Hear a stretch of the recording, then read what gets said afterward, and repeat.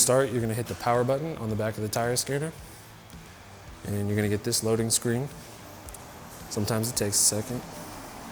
And then it's gonna give you a menu to pick which user you wanna use. And you're gonna hit BMW, or whatever yours is. You'll hit the next button, it'll log in. And then you'll go here to the computer screen. It'll go horizontal, and you will hit VIN, and you'll put in the vehicle's VIN.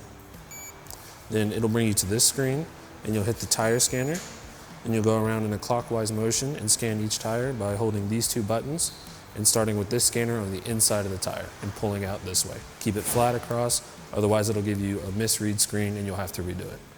And then you'll hit the next button, and this button will be red, and you'll hit that, and it should be automatically connected to your printer, and it'll automatically print, and that will be the end of it.